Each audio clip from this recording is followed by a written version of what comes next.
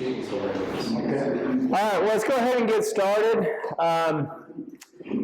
We should have, if you guys get a little bit crowded, you should be able to spread out just a couple seats.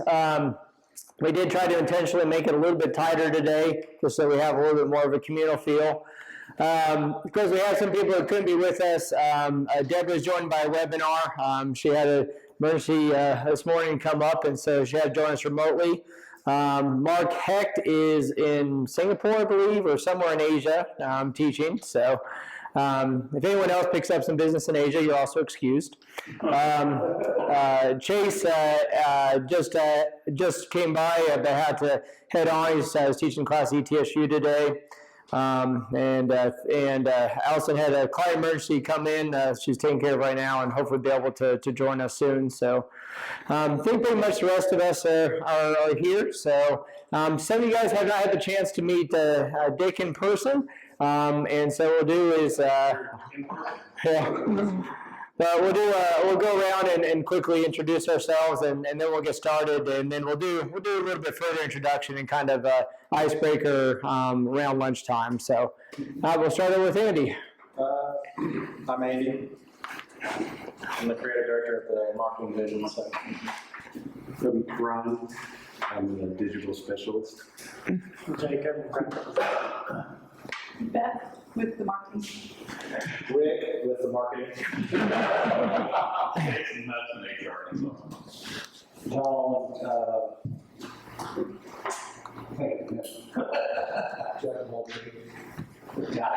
do getting ready to crank back up in the property casualty room. So anybody you know that needs to talk to somebody. Everybody son of management. John Sinsler, just a consultant. Anita, the office account. Mark Hutton, consultant. John Van, consultant. It's our man. Pete Mauer, benefits. Roger Leonard, still trying to figure out how to make it grow up. Yeah. Yeah. Dick Brown in person. Yeah. Tiffany Clements, virtual assistant services. All right. Kelsey Byron, I don't know what we're doing. There's both your name and two embarrassing things you don't want to know.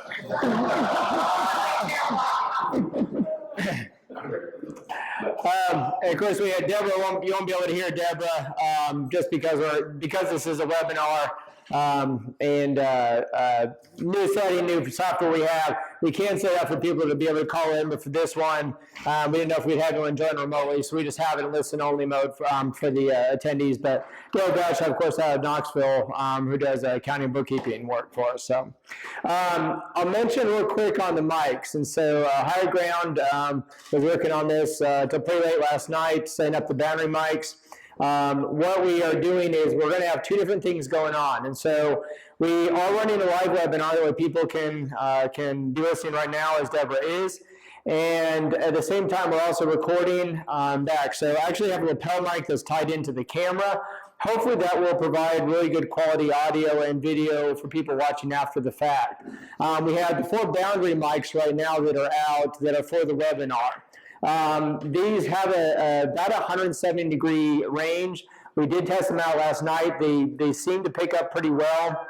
But be aware, if you are in an area, for example, like John and Kurt, like Mark, like Kelsey, certainly Andy and Ryan over here, you guys are kind of on the edge of the range. So if you do have anything, and again, most of the first part of the morning, honestly, will be me sharing, but as you have questions, if we do get in a little bit of discussion, just be aware that if you are on a little bit of the range, that you will have to really speak up and enunciate in order to be able to be heard.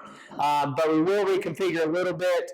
For the afternoon session, we'll go ahead and turn it into a square, spread out a little bit, and then Rick, am I correct? We'll also have the whatchamacallit mic, boom mic or whatever. That's not right, but The shotgun mic? Shotgun mic. We also have that. We'll be able to switch out for the afternoon, so that way we should be able to pick up the discussion time. So, all right, with that, let's go ahead and get started. And as we often do, we will start with trying to figure out how to work this. There we go. For the last several meetings, we have spent some time early on kind of going through financial updates.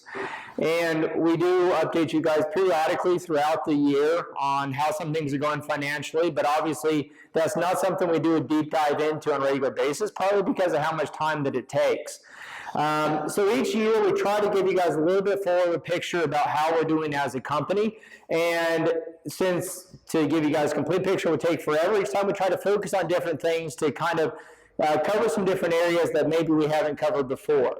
And there's several reasons that we try to do this. One of the reasons is, as we've shared in the past, we do recognize that really when you come and join a company, and I've been an employee, Neil's been an employee, so we've been on both sides of this, you are providing a degree of trust to the company, whether you're full-time, whether you're part-time, or whether you're even coming in not to earn money, but just to be able to make a difference.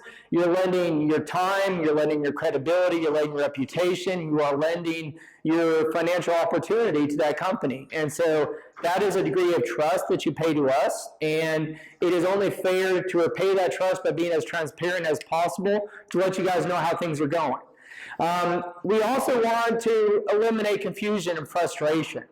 And I've been involved as a consultant working with companies where business owners try very hard to keep things tight to the vest and not let their employees know how it's going.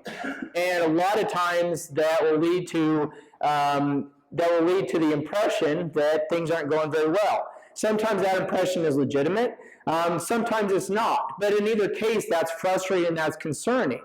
And we want to try to minimize any frustration and concerns. We also know we want you guys to be engaged in the future of this company. And as we have discussions and opportunities and we talk about different things that we can do going forward, we need you guys to be as informed as possible so that you know what we can and can't do. And so part of what we'll explain as we kind of go through the history today will be to explain a little bit of our limitations. There are things that we can't do because of how we've grown as a shoestring organization, but there are things that we're willing to do, and so we'll let you know kind of where we're at and kind of the cost benefit that has to go into our minds as we make these decisions. Hopefully, overall, as we go through this, at the end, it's going to come across as hopeful and optimistic and positive. We're going to share the good and the bad. And as we kind of go through the seesaw, as I show you all the bad news, I don't want you to think that it's all bad. As I show you all the good news, I don't want you to think that it's all completely perfect. Understand both perspectives of it, and I'm going to let you know that we're going to keep going back and forth throughout the day so that you're aware of it, but that's hopefully is going to give you as good of a picture as possible. In the past, what we've done sometimes is kind of walk through almost year-by-year financials. We're not going to do that today, but I'm going to go through with you a little bit of the narrative of the history. Because that kind of explains how we got to the point we're at right now, but that also hopefully gives you an idea about how Summit has grown. And some people, especially newer people, probably have absolutely no idea about the history of Summit, and this probably hopefully give you a little bit of a picture. So Summit started to come to fruition back in 2005. Nina and I had just started dating. I was working as a commercial insurance producer. I had just become a CPA. I was doing okay, but not very good as a salesperson, was starting to do a little bit worse. And I know this won't shock anybody, but I'm not the best salesperson in the world, nor is it really the job that I enjoy the most. And so it was pretty clear that long-term is not going to be a good career for me, so I started looking at other opportunities. And someone had approached me who basically said, I'm looking for a partner as an independent insurance agency. And so if you're willing to start up your own agency, I will basically co-sign a $100,000 loan for you for 3 years to start up an agency. And then we'll develop a partnership. We'll be able to kind of broker business, and this should hopefully be able to provide some good opportunity. We put together a business plan, and as we kind of started to move forward, and now we're getting ready to get engaged, and we looked through it together. And, I wanted to working for a few years, had, as you might imagine, 25 years old, have almost no money in the bank still trying to build my career, realized that this was risky because you're going on your own. But looked at the business plan and thought, we think we can get to about $150,000 revenue the first year. We think that I'd be able to take a salary, at least we can help supplement Anita's income, be able to live on. We felt like there was some good opportunity. So we moved forward, and in October 2005, started what at the time was Summit Insurance Group, with a vision down the road to become more of a broader financial services operation, but not necessarily anything in the scope of what we're talking about here. At the time, we really had no intention that Anita would join Summit. We thought she'd probably have some involvement, but she had a very good job as a Costa County manager of Bristol Compressors, and really had no intention of leaving that. She thought she'd be there till the end of her career. As we started, things, initially very quickly became a challenge. A few of the really critical contracts that were really the basis for us starting the business fell through. And it became very quickly that the business was going to look very different than we thought it would look. By the end of 1 year in business, we were at $20,000 of revenue. By that time, we had blown through I don't want to say blown through, I tried to be careful, but I had spent the entire loan and still had to work payback because it was a 3-year loan. We had again only $20,000 revenue. I initially started to take a small salary and had to pay it back. We were very grateful. Anita had a solid income we were able to live off of, but it was obviously a very different picture than we thought. Over the next couple of years, things kind of continued in that vein.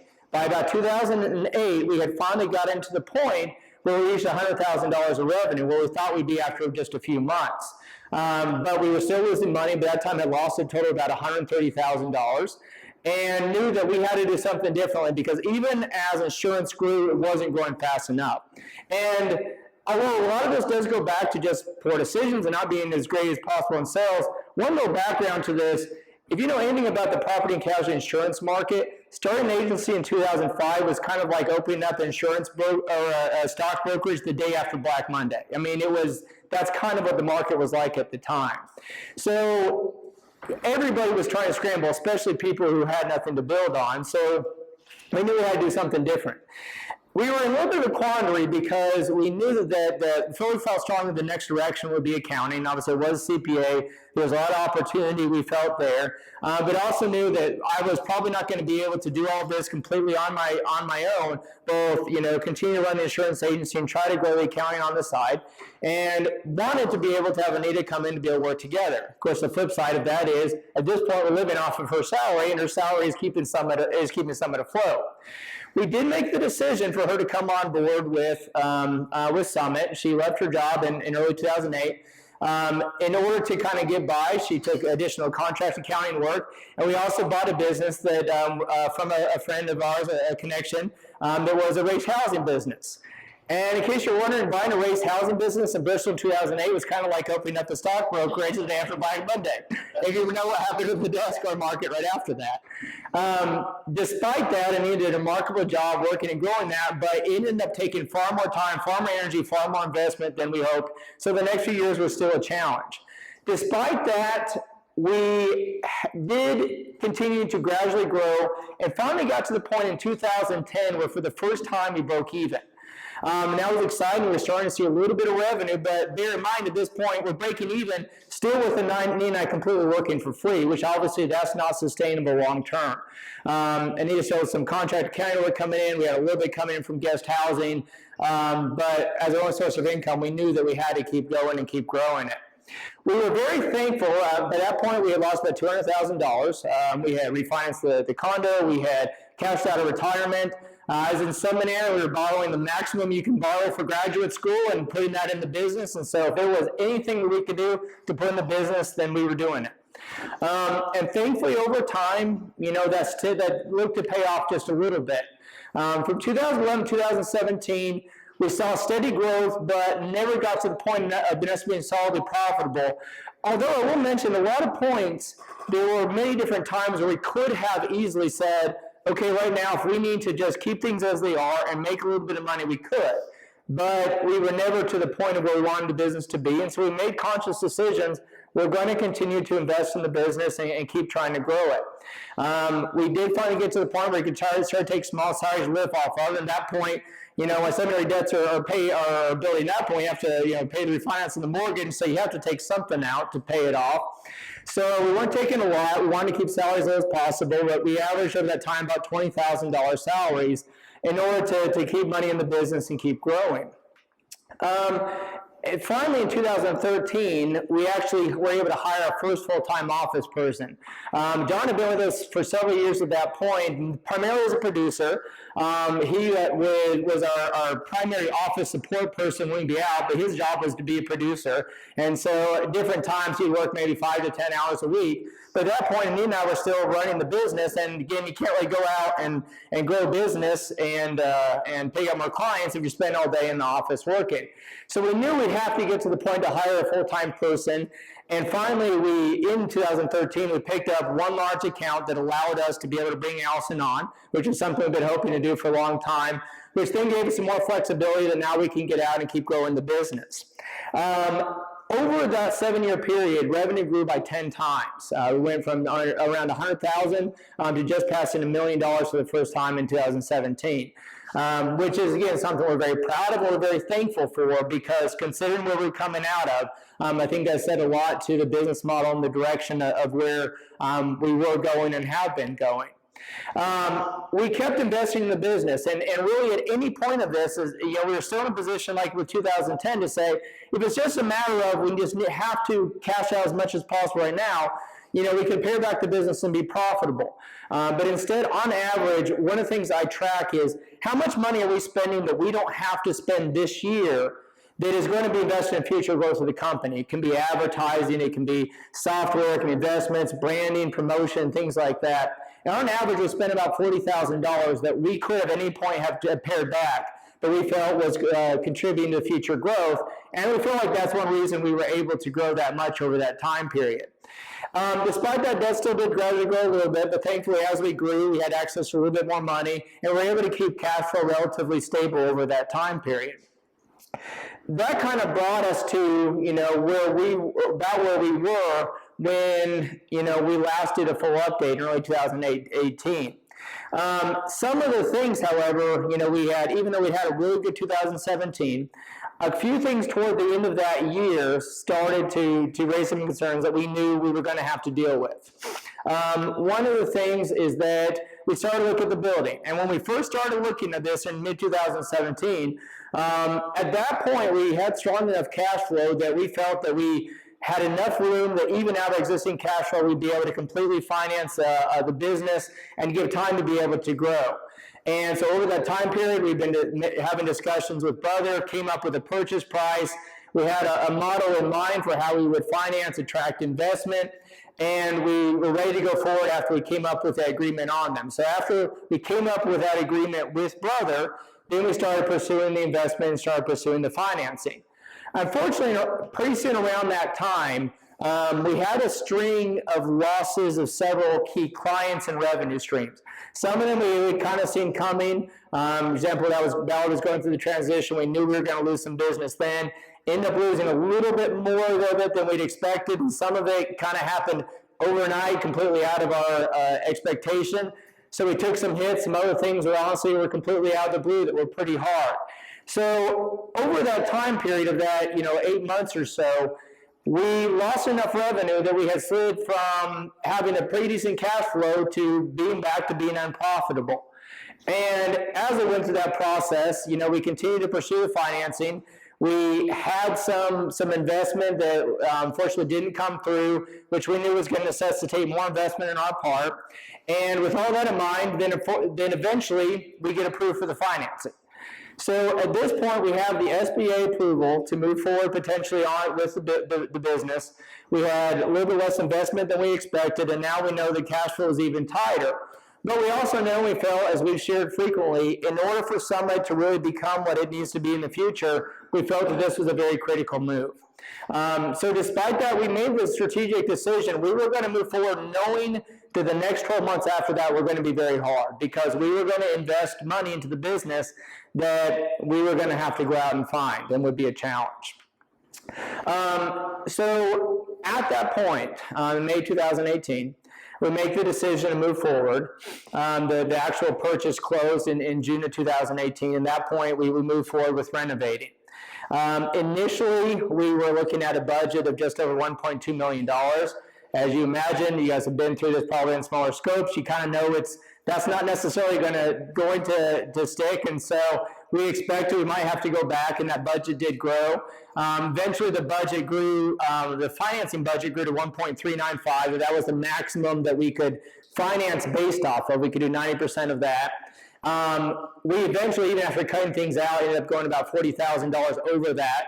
That was something we saw coming throughout the year. And so again, kept having to make decisions. Do we cut this out? We'd find a way to be able to invest this in the business. And as much as possible, we did make the commitment. We need to make this as good and as strong as possible. Over that 12 months, we were about 1.265 in revenue. So we were continuing to grow. But we lost $52,000 over that time period, which was difficult for us. You know, one of the things we want to communicate, because I do see this, and I guess I'm trying to defend something that might not even be in your minds. But I've been in a lot of meetings where I'm hearing an owner talk to a team, and that owner is trying to paint a really big picture and saying, we're out of money, we can't do anything, we have no cash flow, I'm underwater. And everybody in the team is going, yeah, but we know that you're taking a huge salary and taking everything out of the business, and you're just making the decision not to invest anything in it. And we do want to communicate to you guys, because it's very frustrating to be on the other side and feel that. We want to communicate to you guys that that's very much not us. And so there is nothing that we try to hold back from the business. I mean, if it's ours, it's our commitment to grow this, because that is what is fair and is owed to you guys for trusting us with this opportunity. So over that time period, we lost $52,000, most of which we anticipated, and that was why it was hard to make the decision, but we realized that's what's going to go forward. And obviously, as you go through that transition, now we've got, you know, expenses related to this building, to the transition, you're duplicating rent, you know, hundreds of hours of our time spent trying to work with this instead of being able to pick up other clients. So some of those things are just natural and are going to be expected as you go through that transition. As if the $52,000 loss wasn't hard enough, at 5/31/19, our receivables were $185,000, and that's a lot to float. Sometimes those go down, but that is one of the things as we've grown. Some of our clients have decided to take this as an opportunity to assume you don't need your money quite as quickly as, and so we've had some, especially with a few clients, we've had some fascinating little back and forth. So this is something else that we just have to keep in mind and has prevented a little bit of a cash flow challenge. I'll tell you one story, one of those things that we don't expect, and some of you guys we're aware of how much this kind of added some stress to us. One of the decisions we made with the business was, as we were looking at some energy efficiency opportunities, we discovered that we would be eligible for potential TVA grant if we redid all of the HVAC units, put in insulation in the ceiling, and did a couple other things that we had not anticipated doing.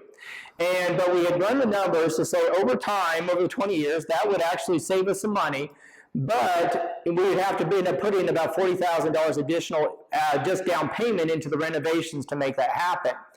So we only wanted to do that if we could find a way to be able to fund that, and this great TVA grant opportunity came up. We were eligible for $36,000. So we were making the decision to go forward. We talked to our contact, we talked to TVA. This is actually handled by Lockheed Martin, private company. Talked to all of them and said, now what's the timing of these funds? And they said, oh, it should be approved in October before you start. It'll be processed in December. You should have the check 2 weeks after you were finished. We got the check a week and a half ago. And we didn't even get approval that it was even going to be given to us until 2 weeks before that. And so some of you guys wonder why at times we were kind of freaking out and stressed out, and why I'm running around worrying about, loads on the electric meters. That's why, because that was something we didn't necessarily have a contingency plan for. So, I say don't have a contingency plan. Let me say this. We always, and this is my nature, we've got plan F, G, H, P, on there. If we need money, there's places that we can go and we can get it.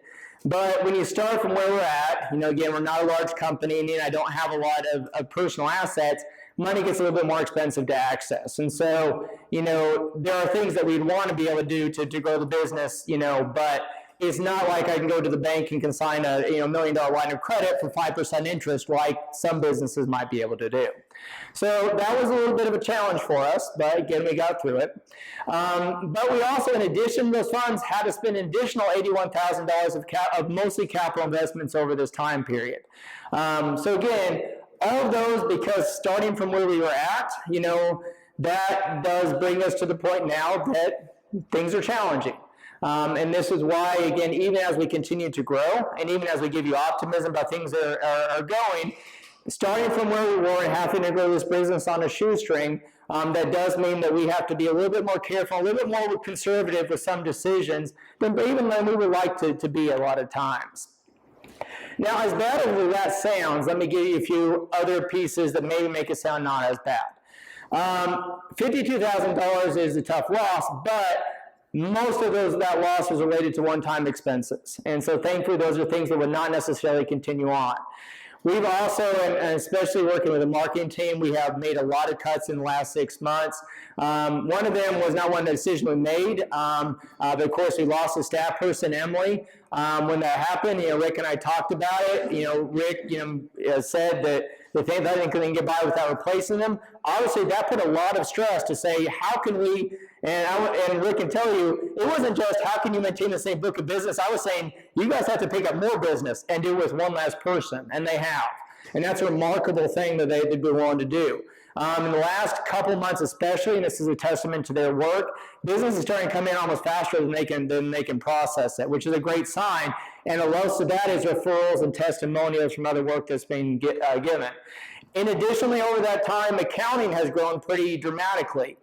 Now, that's a little bit of a double-edged sword. Obviously, Nia and I don't mind investing as much time as possible in the business, but there's also a limit of how much you can effectively process. And through tax season, and some of you guys realize this, there were a lot of times where we had kind of reached a little bit of our limit. And even looking back, and we ended up growing the accounting side by about $30,000 in net over the last 12 months. We got through it. Our clients seemed mostly happy, but looking back on that, we discovered some things thinking, a couple of times I would miss something on tax return that I'm thinking, I don't know how I could have done that if I was awake. And looking back, realized we can't continue to do that. If you're working, times you're hitting 110, 115 hours a week, you can't do your job well at that. So even as we continue to grow, we realize we have to be able to find a way to be a little bit more efficient. So there's opportunities, there's considerations, but still we have to be realistic as well. So that's a little bit of a looking back and brings us to where we are right now. But before we move to kind of looking at where we are right now, any questions on that part of it? And need anything else you can think of that maybe didn't hit on and think we should mention? Just to clarify, the cash outflow is mostly business. Yeah. That's not, that didn't hit the P&L. So it's equipment for the building, but. Right. Yeah, because again, the max finance amount was 1.395 because our total budget ended up being 1.43. We had to put in about $45,000 just into the building, and then we always have some additional capital expenses that aren't going to show up on there, computers, furniture, and equipment. So, all right. So where are we at right now? Accounting is one of those interesting things where the numbers can say pretty much whatever you want them to say. So it's almost hard sometimes to sit back and be objective and say, what do I want them to say, but what do they really say? And I go through this almost every time I look at the books, that I kind of go back and forth in this emotional seesaw because there's 3 different stories that I see, and this is kind of the stories that I've seen frequently throughout the history of our business. The first thing we look at is to say, things are okay where they are right now. We are effectively breaking even. And there's a sense that that's true. You can see a little bit of the numbers here. I'm not going to go through every number on the screen, but kind of walk you through a little bit of some of these numbers. We break things out according to 5 different divisions. Consulting business, actually, let me start with the other direction. Marketing, obviously, even though it's part of some of the consulting services, we track as a separate division. The insurance division as a separate corporation. Fields is just Anita's and my accounting and consulting work. And then consulting is the rest of the consulting. And then overhead is expenses that are not specifically tied to a division, and also income. You know, for example, right now we have rental income coming in, and co-work Bristol revenue will also hits this division as well. We are looking at right now basically the book of business, so not necessarily a projection, but to say the book of business that we have right now, we are looking at almost 1.5 million revenue. So if we don't do anything dramatically different and just things continue to trend the way that they have been, that's probably about where we'll hit. You know, 50,000 of that is in revenue. Most of that's full-time renters. Some of that's in co-work Bristol income. Marketing, looking like we'll have some pretty strong growth. Insurance pretty much stays flat at this point. Insurance is most of that, about half of that is my book of business, which thankfully once you build insurance, it doesn't take as long so it takes a lot of work to build it up, not as much to maintain it. Allison also handles the brokerage business for a couple of different agencies, and so we have some revenue coming in from that. Our business will probably see about 30% growth and $30,000 growth again in what Nia and I are doing. And then consulting right now, we're running about $325,000, which is about where we've been for the last couple of years. Obviously, a lot of potential opportunity for growth there. Some of the big expenses that we have, obviously, compensation is a big one. So we have both commission expense, and then we also have compensation and benefits, which are mostly salaries, staff people as well. Some people we have, such as Allison, will actually work in different divisions, so we'll take her salary, Martha a little bit as well when she works, and actually assign that out to different divisions. So one person may actually have some expenses in multiple divisions. Purchases, that's with marketing, mostly that's related to marketing items that they may do, promotional items. Account fees, that's credit card and check processing fees. Bad debt, obviously. Huge one for us is software. Some of that, which we'll talk about, you have on your sheets, are client-facing software. There are things that we purchase as value add. Some of them are just operational, QuickBooks, Adobe, Microsoft. All these things add up. So we spend over $50,000 a year on software. Insurance expense, professional liability. Obviously, we carry high limits. With work that we do, that's expensive insurance, plus workers' comp, plus general liability, plus property insurance. Office supplies and postage, that's pretty straightforward and gross. I have one lump of rent, utilities, telephones, and repairs. And so basically, that's everything going into the buildings. Most of that's here. Of course, we still have the office in Kingsport, which we're getting ready to get rid of. Or to completely sublet. We have offices in Johnson City. We have mostly sublet. We have virtual offices in Knoxville and in Asheville. Professional fees, which is IT. Professional fees is actually an internal number. We have two different internal numbers here. One is accounting services provided to division, but then also we have where Summit pays the marketing division for its work. And so, for example, we have budget around $16,000, where other divisions are paying Summit marketing. That's an internal number. IT services runs about $10,000. Now what that is all from Higher Ground, although that's not a cash inflow and outflow. We have basically, they give us IT, we give them rent, and so I'm showing rental income on the books and IT expense, but the two just wash each other out. Same thing with repairs. We have real property maintenance that also is in here. We give them office space. They handle the repairs on the building. Interest and fees, obviously, you grow, and we've kind of talked a little about the history. So right now, we're paying about $42,000 a year in interest. That's money as we hopefully can grow and can get that debt paid off and look at opportunities, can eliminate a lot of that. We invested about $3,000 last year in education, spent $31,000 last year in advertising. Anita and I take salaries of $36,000 each, which, we try to keep it as low as possible to live off of. If we had made a lot more money off the last 10 years, we'd probably be able to take less, but, with the history, that's about as low as we can keep it and still get the debt paid down. pay $12,000 a year in taxes and about $20,000 a year in charitable contributions. So with all that means that where we're at right now, we're looking at about a $5,000 loss. Roger. Yeah, so, when you finally, when the leases finally expire in Kingsport and Johnson City, how much will that flip in terms of cash flow? In Johnson City, in the projections are down to about $250 a month, which is what we're retaining right now, at $1,000 lease. So we could potentially save about $3,000 there. Kingsport, actually have built into transitioning that over to a virtual lease. So I'm, like right now, we're paying $500 a month for our old office, plus we have utilities, internet. I'm actually brought that figure down to $3,000, so $250 a month. We potentially could get that even a little bit less than that, so.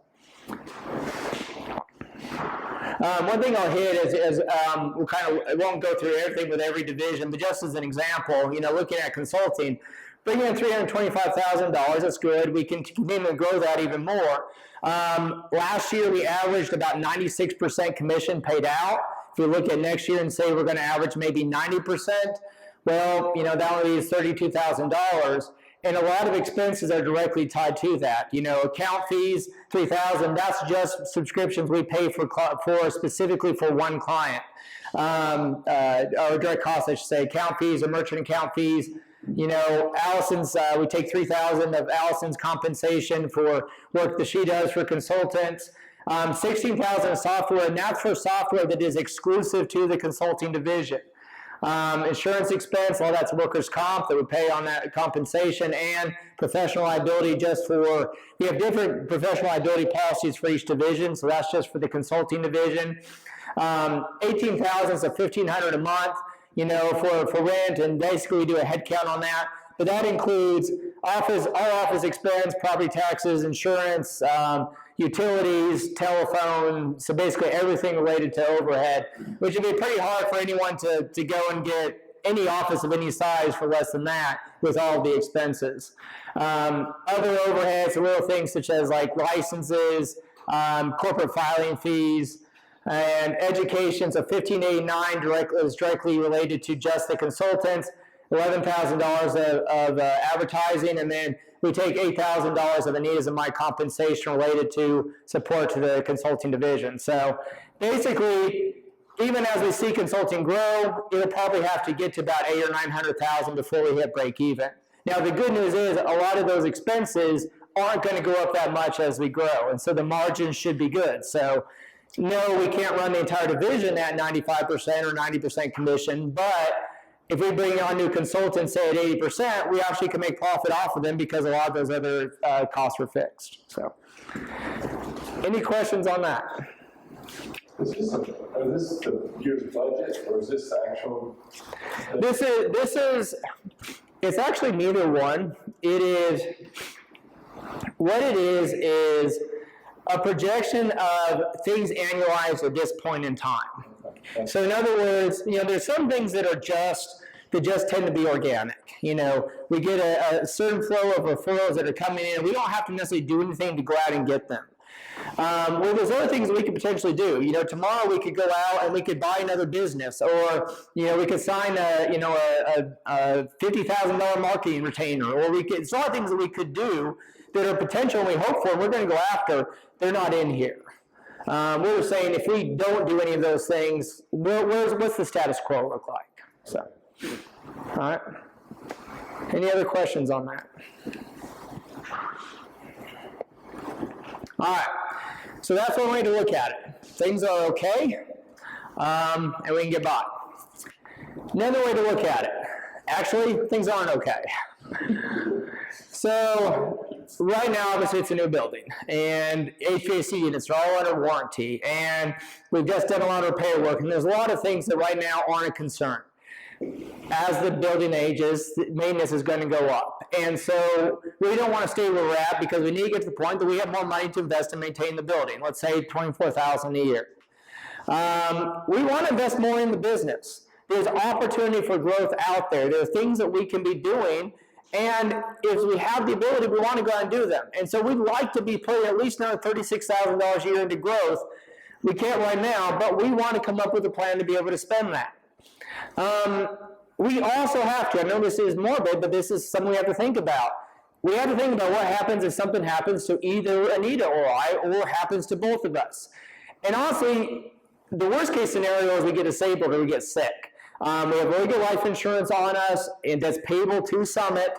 If something happens to us, Summit will have money to be able to replace us and have a long runway to go. If we've been incredibly lucky and fortunate and blessed. We've had good health. I haven't missed a day of work ever since starting Summit. Anita's maybe missed one Saturday, and so, but our parents are early 70s, and so, we know that there's going to be additional burden to take care of our parents, and, and obviously our health's not going to be perfect. We have to come up with a scenario. No, you can't replace us for $72,000 both, unfortunately. We would have to have 2 accountants. Both of us work about 40 hours a week just on doing accounting work. You have to have an insurance agent. They're probably about 10 to 15 hours a week that we spend handling that. We're the janitors right now. We spend about 20 hours a week cleaning the building. You also need a facility manager. So like someone comes in like yesterday, it was great, ambulance service of Bristol, ran the building, ran the room, was very happy. We had to switch this room out. Before they came in, then we had to come in last night after they're done, clean it, switch the room out. We have 2 groups coming in tomorrow morning. One group that's having a party in here, another group that's using the base camp. We'll have to switch that out tonight. So all of that takes time. And then plus someone has to run the business. Now, thankfully, this isn't a hard business to run, but someone has to be the CFO, has to do the HR work, and admin has to go out and represent the business. So that's probably going to take at least 4 people, unless 2 other people want to come in and work really long hours. And that probably is going to cost about $260,000, best case scenario. Since we're getting paid right now $36 each, that's $188,000 that we have to pay additionally. So if all that were to come right now and we didn't do anything, we'd be losing almost $250,000 a year. So that's the piece where you say, okay, we got to get out there and do something. And that's where you get the sense of urgency. Now, let me tell you why maybe it's not that bad. Or let me say this, why there's a lot more reason for optimism and hope. We have made the decision consistently with the business to prepare for the future.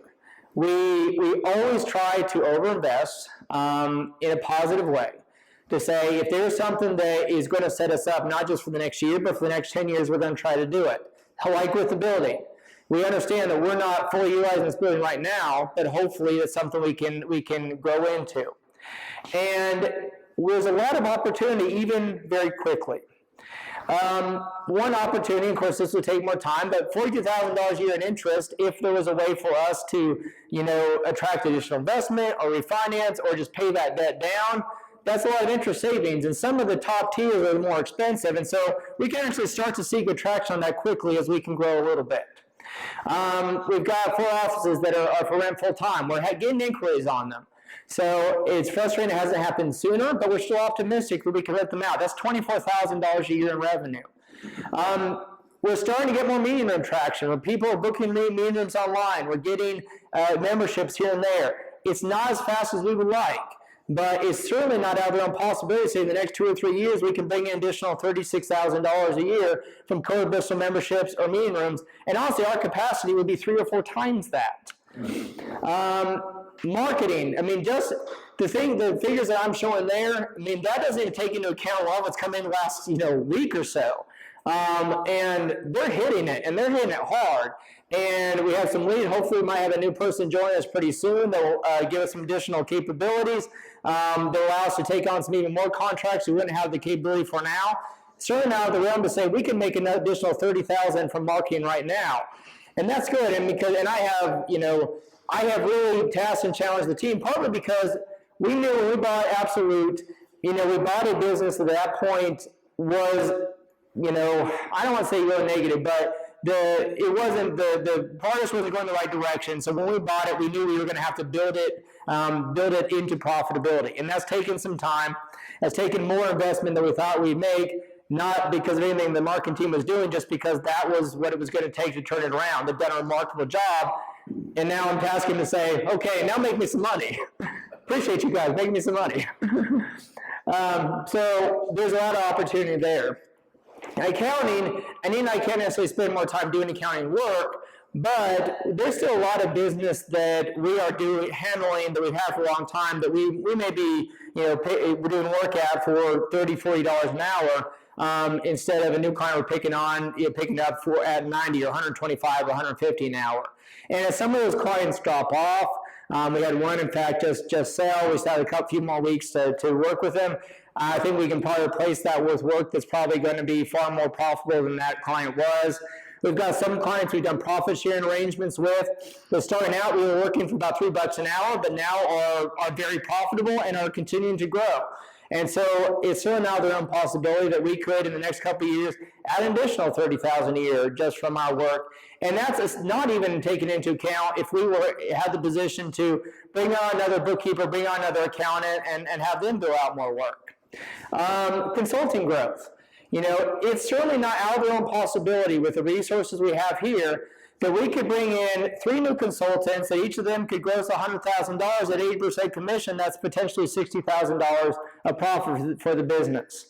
And one thing we have not gone after, but we could, would be going back again and growing the insurance division, especially as we now have room. One good producer could easily generate $40,000 a year profit back to the business. Something else, and this is something you guys know we are looking at, we're constantly looking at. Because of not just the space that we have here, but also because of our resources, we are an ideal candidate to absorb businesses in many different areas. Basically, any professional services or personal services business we could theoretically absorb here and immediately eliminate a lot of expense. R1, as I mentioned, one was bought to us recently, and I've had some discussions with them. I've looked at their numbers. To give you an example, basically we would be able to eliminate about 25 of their expenses from day one just because of the structure we have in place here.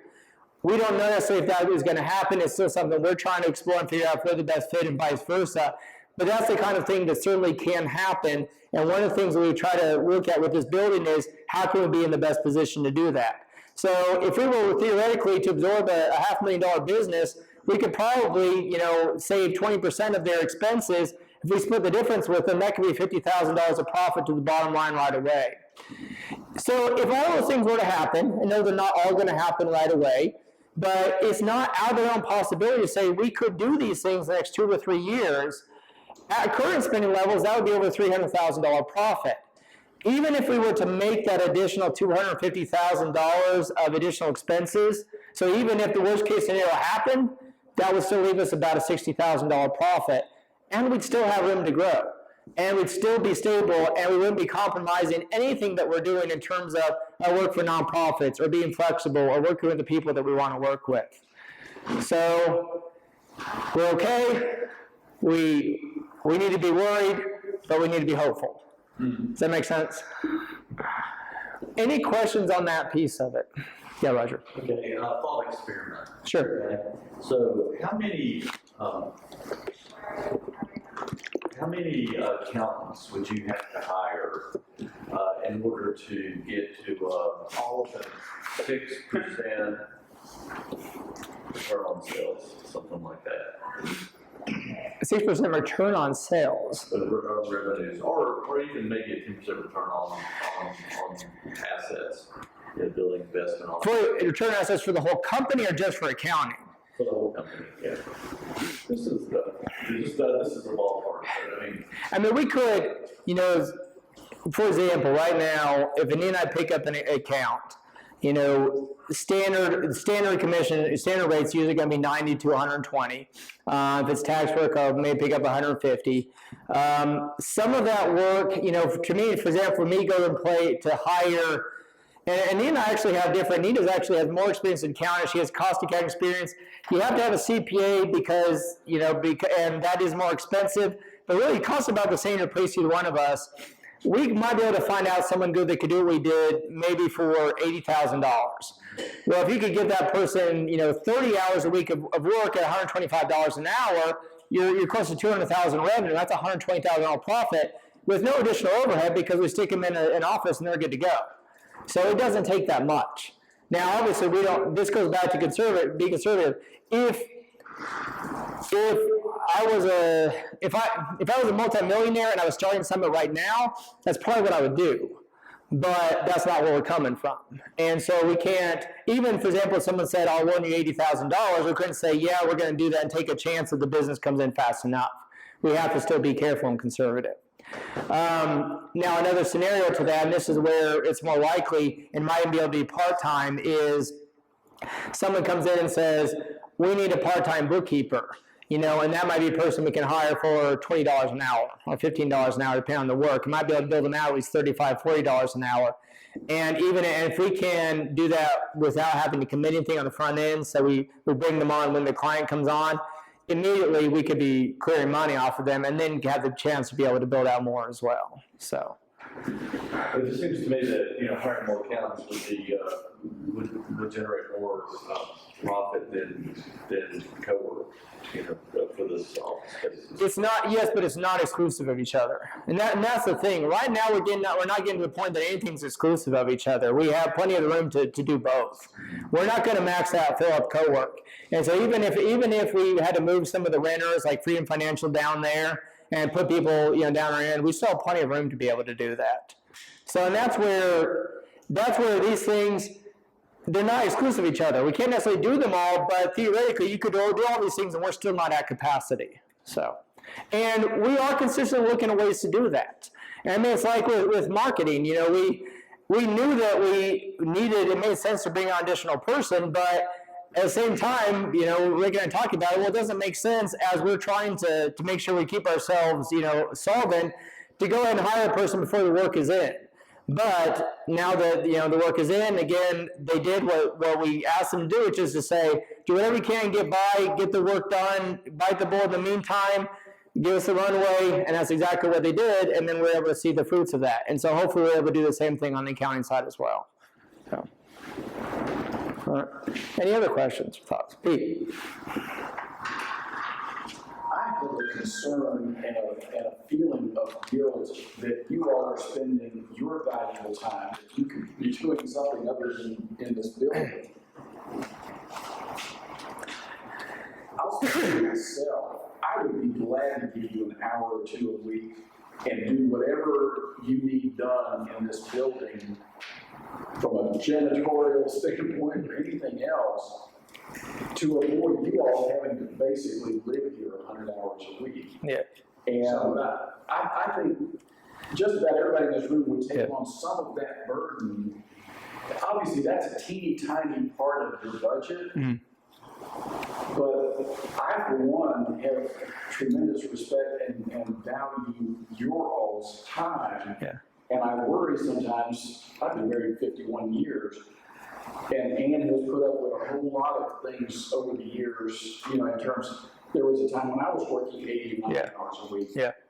But never 110. Right.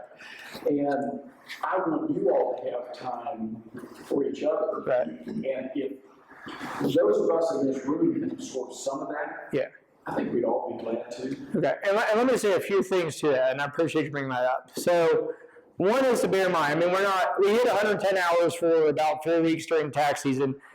Now we're back to 80 to 90, which is manageable.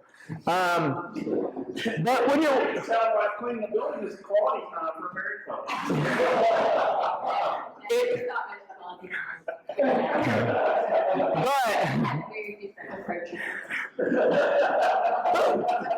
That's very true, but we're also doing better. We do not agree. We're doing better.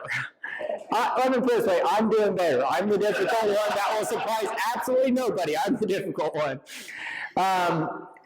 So it is different work when you're together.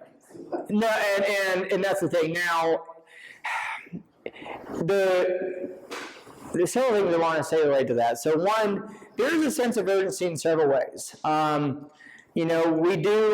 We are thankfully able to be blessed in a position, we can all work together, but we can tie a lot of things that we're passionate about and the other things that we do to this. I do pastor a church, and obviously that church is important to us. But we have Bible study here. We have Bible study here tonight, and the building is ready for that. We have services here occasionally. We're able to use that for other outreaches. This work is tied to what we're passionate about. We have the ability to be able to control our work, which is better than if you're working 90 hours a week for somebody else. So there are things that are easier about it than other things, and that make it not as bad. I'll also say with that, and we appreciate your offer. We're not going to turn anybody's offer down. But one of the things we want to make clear that we don't. Hopefully, you guys hear us talk about these things. Is we've been so blown away by how much a lot of people have helped. As we went through the transition, a lot of people here, and a lot of people here even bringing family members to come and to help and put together, do stuff with the building. Our families that were, they basically lived up here for a lot of time. What Higher Ground has done, the things that they're doing, they even asked them to do, has been amazing. So we are certainly not doing this on our own. By any stretch of the imagination. And that's one of the things as we talk about what we've done, I hope that comes across clear. This is something all of us have done. And a lot of people, even if you're not helping clean the building, you're doing things that are often even more valuable to us. Going out and navigating the facility and bringing people in and setting up meetings and showing people around and thinking about, what to do. And all of those things are valuable to us as well. And we recognize and see that and appreciate that. So with that, as we look at it, no, we do not want to keep the status quo. We don't want to be working even 90 hours a week, 20 years from now, even if we can, and that would probably not be good for other responsibilities. But at the same time, we accept this responsibility, and these are decisions that we have made. And ultimately, it's our responsibility to see those things through. And while no one else owes us anything else, we have been very grateful to people's help, and we're certainly not going to turn it down if it's something that people want to do, hopefully because we believe in the mission and what we're doing as a company. So, Anita, what do you, anything else you want to say on that? I think that's how I feel too. Everyone's been very helpful to date, and we don't want, just because we might be a little bit overwhelmed by this, that we don't want everyone else to be overwhelmed by this too. Yeah. And we do have offers to help from our parents too, and we kind of hate to drag people up here just for that. Yeah. And it's always, Right. you never can anticipate when you're going to need to clean, really. Yeah. And it's often just a little bit here and Yeah, there. or sometimes it's just the timing of things or something we hadn't thought of and comes up unexpectedly. But no, we certainly have been. We've been very, very appreciative of the help. And if there are things that you guys, are interested and able to do, let us know. We won't turn you down. So. Well, just as an example, you know that every Tuesday morning, Robert, Yeah. and I don't know, didn't actually come in here the other Yeah. day, but that requires a certain configuration. Yeah. Every Tuesday morning, Yeah. 7:30 or whenever they. Yeah. Delegate that out. I mean, I can stay here on Monday evening, except from session. Yeah. Session. But to get it ready or come in early that morning is easy for me. Mm-hmm. And I'll do the configuration of whatever you need for the room. Each of us doing little things like that may take 20 or 30 minutes. Yeah. If we save you all Sure.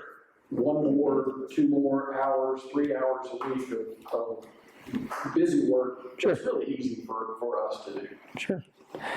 Yeah, and again, happy to have you guys do that. We're not going to turn that down.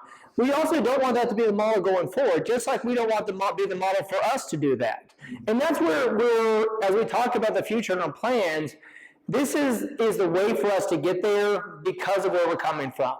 We're not saying we're going to stick $5 million into the business and give time to be able to be more efficient. Instead, it's how do we grow this from where we were at? And sometimes it means doing these things that are inefficient and accepting volunteer help and going above what you want to do in the short term. But as we grow, hopefully can do these things and do others, then we get to the point that we're hiring janitorial staff. Because the model shouldn't be that professionals that can be going out and can be, billing clients for a lot of money and did not sign on to be janitors are having to do that. And we don't want that to be the expectation on anybody. So, One thing I think we have, that you emulated for us is just the culture of stewardship on this building. I think, you know, there are ways we're already, hopefully, keeping you from having to do 25 hours. Yeah. Just by picking, Yeah. or even after meetings, seeing things and helping get those things done. But I'm sitting here thinking about this room full of consultants. yeah.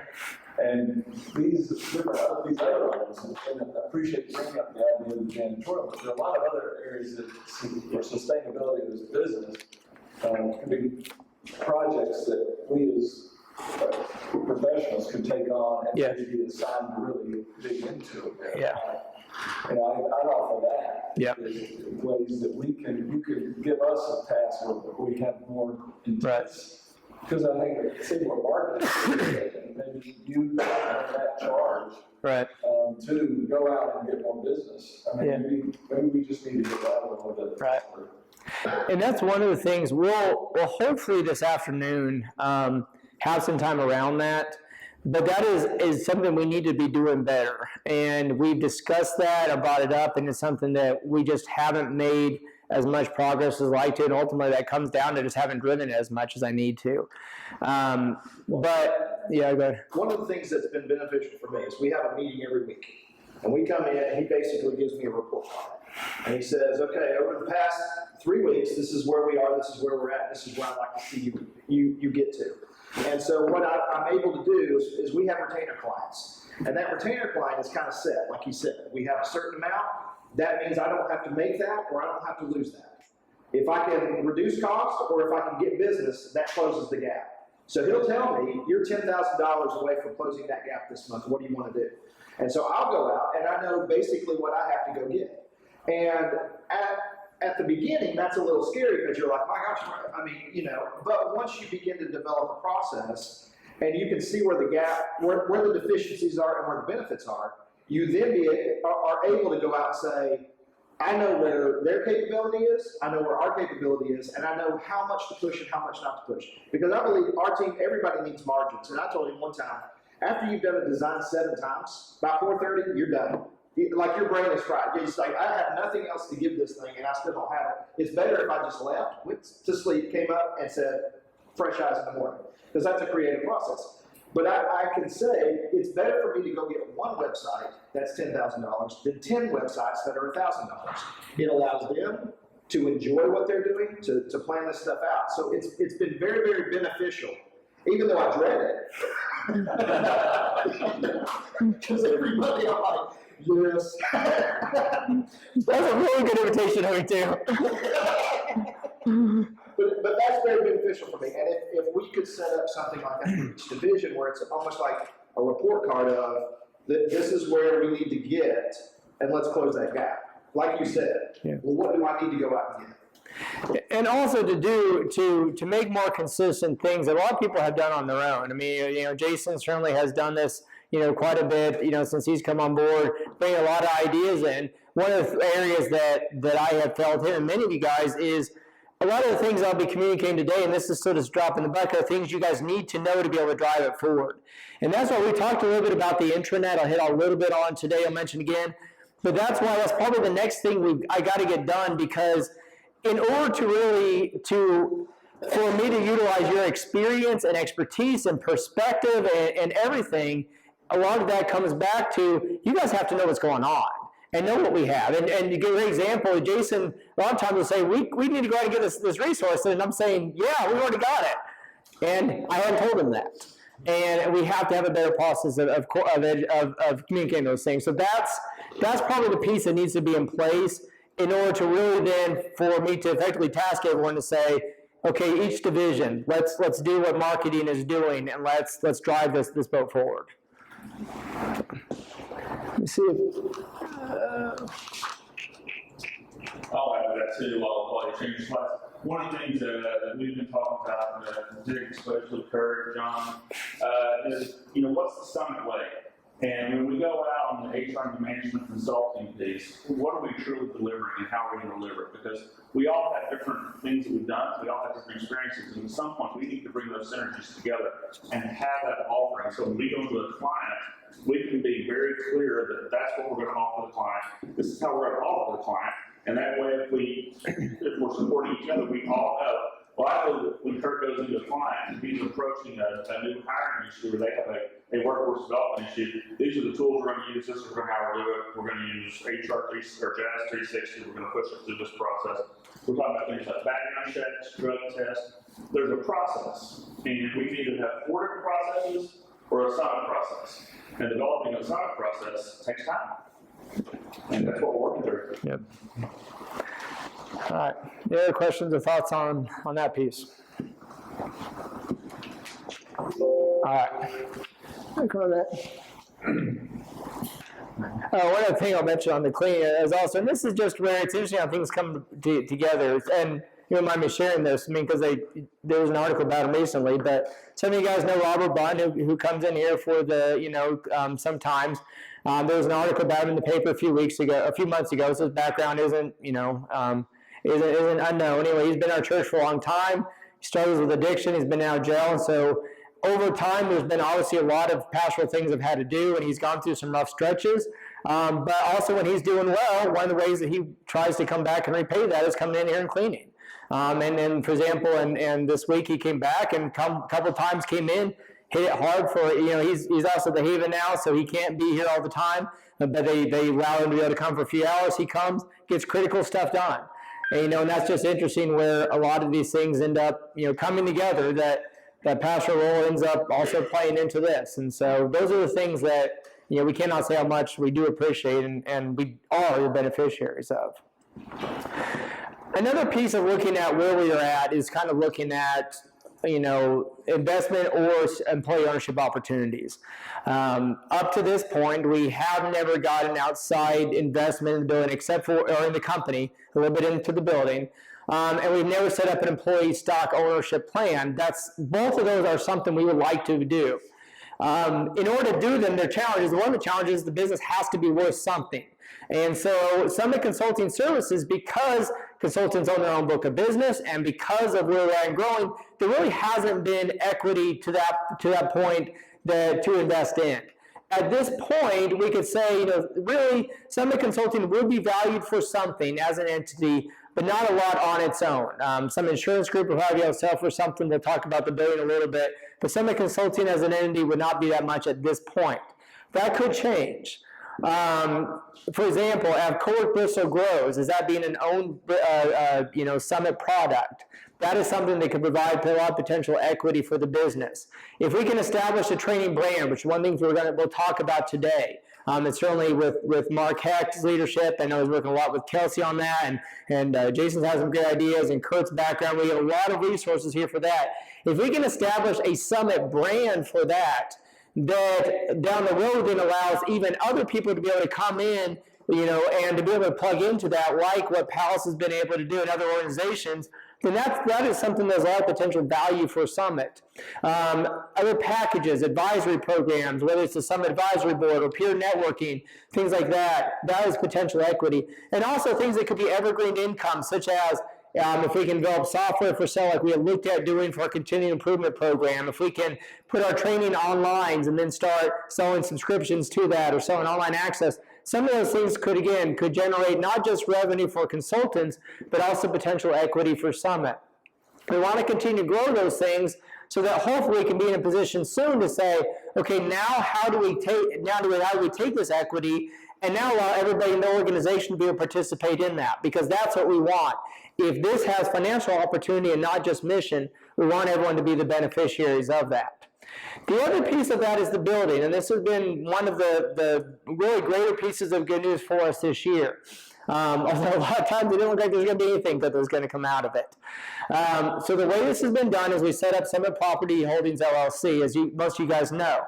Because when we did it, we gave everyone here the chance to be able to buy in, and a couple of team members did, as well as Summit bought in, and then our families did as well. it is leased back fully to Summit Consulting Services. So basically, Summit Consulting Services has a lease in place, and as long as Summit exists, it is covering the mortgage, and then it will be covering a little sum as well. So basically, if someone invests into the building, they are able to not just take advantage of rental income, which means it's passive income. We take advantage of passive depreciation, but as long as Summit's in place, that's basically guaranteed equity to grow. So we're hoping that's an attractive opportunity for people as we go forward. So we bought the building for $595. We had some closing costs. We put in some renovations. Bought about $135,000 in furniture and equipment. All told, the building's worth about $1.43 million. We put into it $1.43, including furniture, equipment, and technology. As I mentioned, we're able to finance 90% of that. One of the good things is with things not looking quite as rosy on the economy right now, is SBA rates are at an all-time low, literally right now. If this locks in, so basically we're in the initial period, the SBA is not taking over the loan. When SBA takes it over, it'll lock in whatever the rates are at that point. Right now, those rates are 3.9. That's a pretty good rate to have for 20 years. So that has been a blessing because initially we thought that was going to be around 6. So we have 1.254 that we owe on the building. So that left initial investment of about $175,000. One of the things we did after it was done, we had gotten an appraisal, had to obviously on the front end to get approved the financing. We also hired an appraisal after the fact and said, we just want a completely objective appraisal. You don't have to match a number for the bank. We just want an honest opinion just for our internal use. He came back and appraised the building at $1.65 million. And actually, if you look at it from a cash flow standpoint, it actually appraised it over 1.7. If you add, that was just the building. That doesn't include any of the furniture and equipment. If you add that in, it would be $1.785 million. So that means that $175,000 investment was turned into $529. So that's great news for us. Right now, Anita and I and our families own most of that. We're not real estate investors. Honestly, if someone came in today, right now, and said, we'll buy the building from you and keep the lease to Summit Consulting and would give us a number, we'd sell it. We're not looking at that to do that, but that is definitely something to consider. Or if people want to just buy a piece of it, 5, 10%, that's an opportunity as well. We do have a client that has a similar business, and they said they're getting a lot of contacts from REITs, real estate investment trusts, that are really looking for properties to invest in. They've offered to make that connection to us. That would be an opportunity. At this point, we're not necessarily pursuing that, but again, there would be a potential opportunity that someone could come in if they would pay what the building was worth. We can then pay off the debt as a company, invest that back in the company. Obviously, that would not be a bad scenario for us. So, all right. Any questions on that? Are you just looking at that 1.65 figure? If you were to maintain your lease, obviously you'd own all of the personal property, like the furniture and equipment. Right. Yeah. If we were to sell the building, the furniture and equipment would be separate. So, right. Yeah. What kind of I'm assuming you'd want a long-term lease here. The lease will stay the same. Right. Yeah. Well, I meant what's the term of the lease? 20 years to cover the entire loan. So basically, that's not uncommon. If you own it in a separate, basically it's guaranteed to cover the entire loan. So that's what we did the 20-year. Now theoretically, if someone was coming in and was cashing out and didn't have to finance it for 20 years, they may want to renegotiate that. But we both have to agree to that. If the status quo would be to keep the 20-year. And it's 20-year not just to cover the mortgage, but this is something that's in the numbers. We actually have numbers that are a little bit on top of that, so that there's also some cash flow coming into Summit Property Holdings LLC as well. So we wanted to start to fracture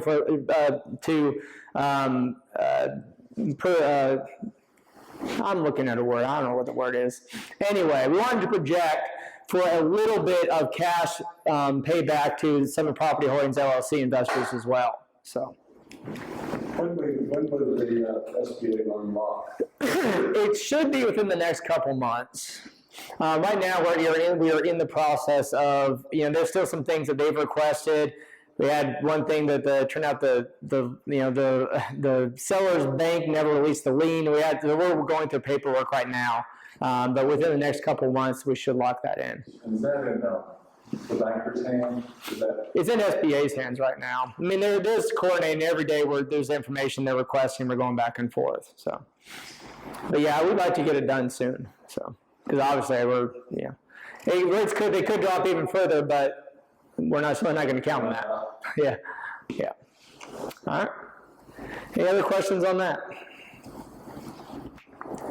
All right. Let's take a deep breath. Going through the numbers can be overwhelming, both good and bad. And again, hopefully you guys have seen the good news and the bad news of it. Also know that not everyone loves looking through the numbers because the numbers can be hard to understand, get your heads around, and if you're not into numbers, it can be a little boring. The numbers are important for us as benchmarks and to progress and let you guys know where we're at and to make you guys informed so you guys can participate and give us recommendations. We want everybody on the team to be involved with strategic decisions for the business. What do we do next? What can we invest in? How can we grow? And that's why knowing the numbers are important. What's more important is what are we doing as a company? And one of the things that's exciting is when we look at the mission and the vision, and I'm going to hit on both of them. We'll talk about, how we are progressing and evaluate that. When you look at an organization and you say, when you're trying to measure the organization, I should say, it doesn't come down to how well it does these things when things are going well. I've seen a lot of businesses that have held to a mission and have moved towards a vision when they have their great years. And then things are struggling and everyone starts scrambling. And so everyone's trying to start to just cover themselves and you just worry about tomorrow. And it's a measure of an organization and the team. They can say, even when things are not going as well as they should, and even when you see the owners are a little bit stressed and running around and whining about, the power load jumping up a kilowatt or two, that everyone can still stay focused and keep moving forward. And so that's what we want to look at. I want to say, have we done that and are we doing that? Are we progressing toward our vision? Are we holding true to our mission? Those are the questions we want to look at. Here's our vision: to be a company that continuously draws highly qualified individuals. So what I mean is we look at this point in time, who do we want to be as a company? We want to see a constant flow of saying, of people who are highly qualified are saying, I want to go work at Summit. We're not having to try to beg them, that they are looking at Summit saying, that is the place that I want to be. And when they get here, we want them to be enriched. If they're looking for financial opportunity, we want them to find it. If they're looking for professional growth, we want them to find it. If they're looking for fulfillment, we want them to be finding it. And as they do, we want them to be impacting the community. We want our work to be making the community stronger and more effective economically and socially. We want to be making worthy organizations better. And we want to have a sustainable model, and obviously with everyone talked about, this is where sustainable is critical, a model where we can lead and invest and initiate programs without having all the consultant staff to come in and be janitors so we can save $20,000. That's where we want to be as a company. Are we moving towards it?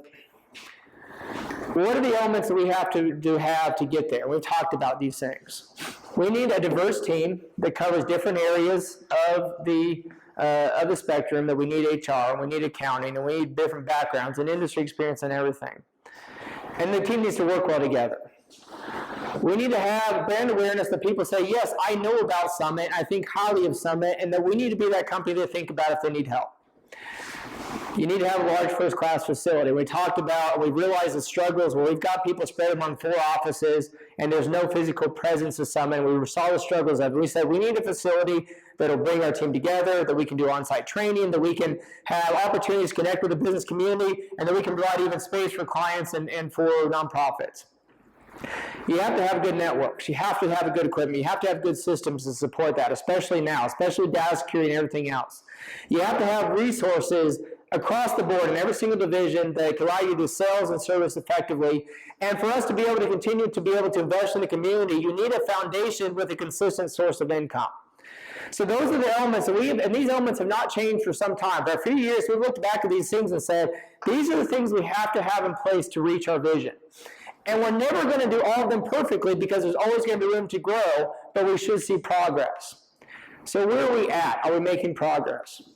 Right now, our team, we have 11 hourly and salaried staff members. We have 21 commission-based consultants. Among that team, we have 12 master's degrees, 4 doctorates, 860 years of professional experience. And I only got back 25 of the surveys, but from those 25, we had more than 50 different boards represented in 2018. That's a pretty remarkable amount of experience. You need to have a foundation in order to be able to invest. And we spent the time to set up and get certified a foundation that is now not able to allow to make direct grants because of money coming in from Summit, but is also able to serve as a fiscal agency to help launch other 501c3s. And right now we have a stream of about $15,000 a year coming in from Summit operations that we think can grow. You need a building. And we've said this, and won't go into the differences because we know this building. There isn't a building between Roanoke and Knoxville that can match this. You think about sizes, capabilities, resources here. There might be bigger ones. There might be ones that have the same kind of technology, but nothing of this type can do this. You need infrastructure and technology.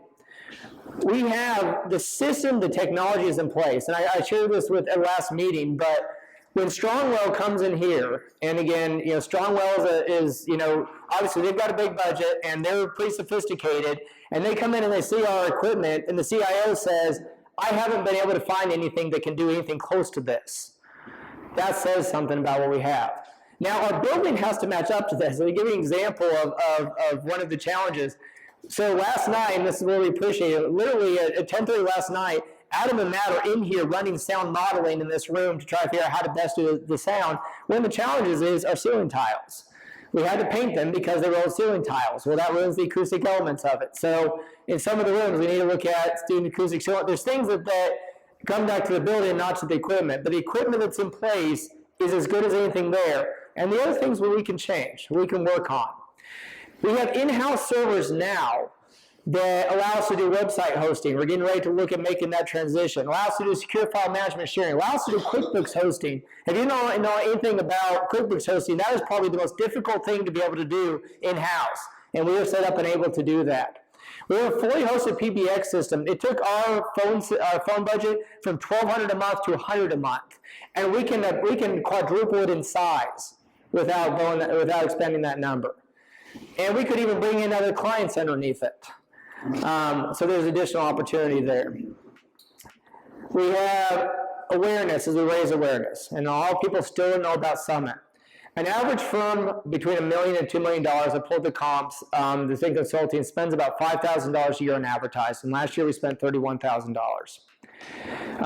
We have a new website that has hit 4,600 unique visitors so far in 2019. Not just visitors, different people hitting it.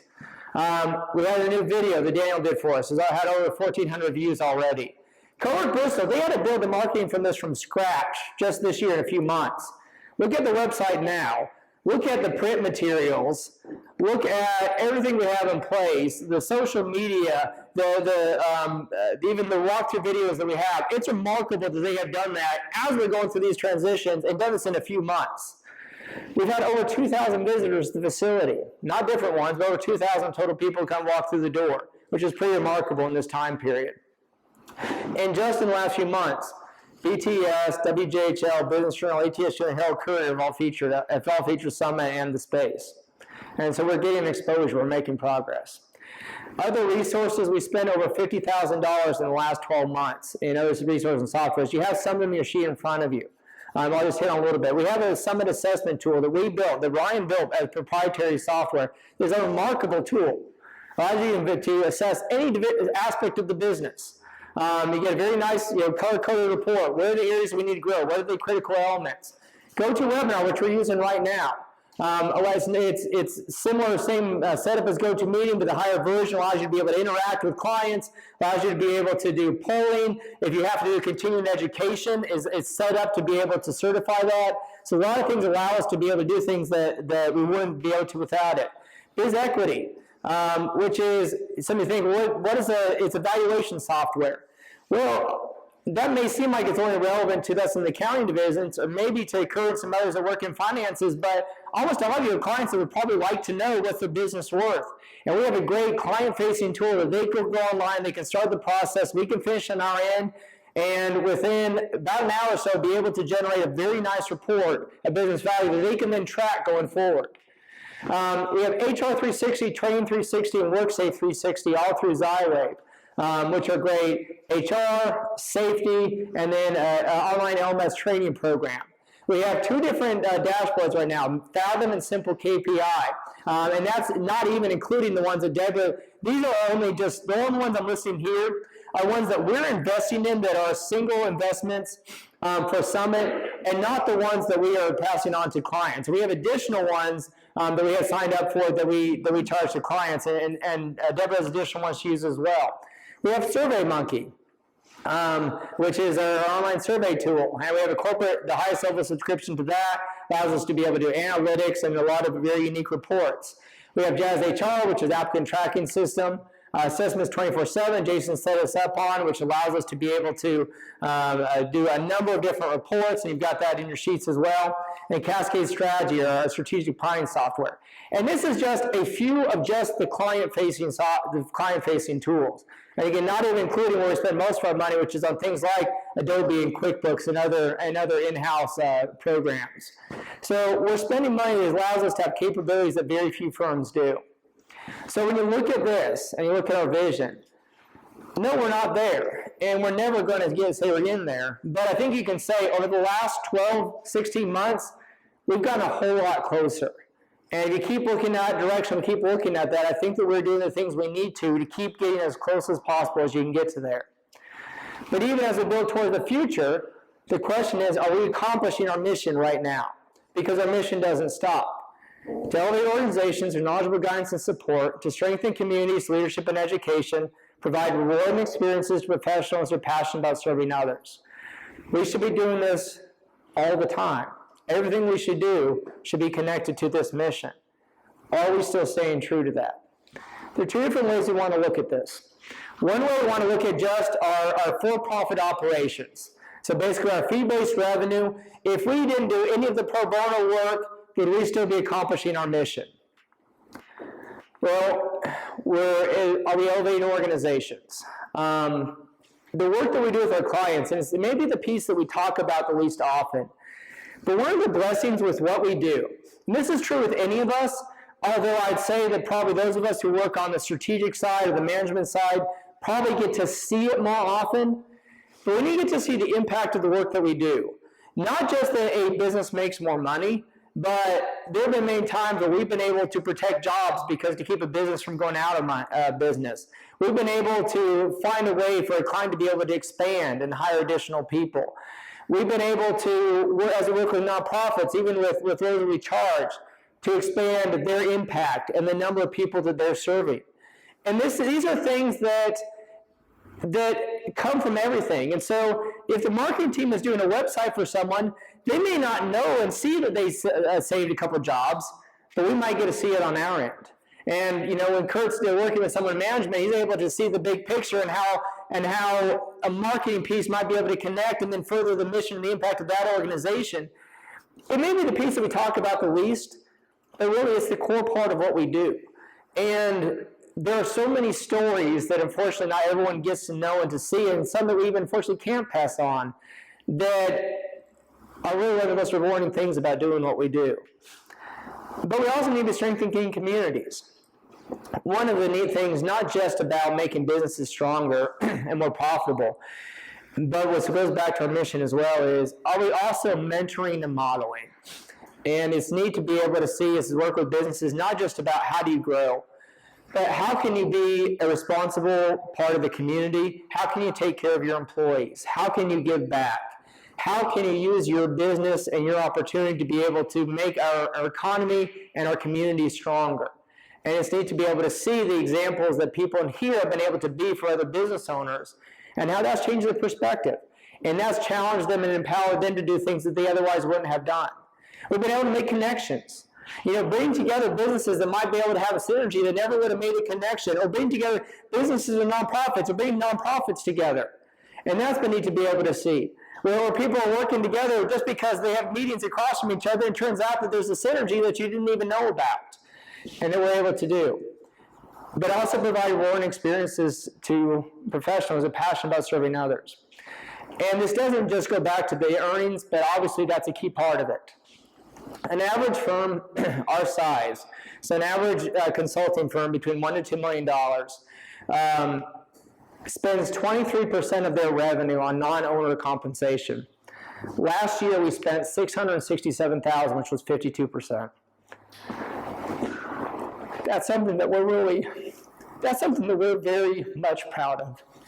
And it doesn't just come from, again, this isn't just what we're doing as a company, but this comes from what everybody in the company is doing and how people are supporting each other and people are working together.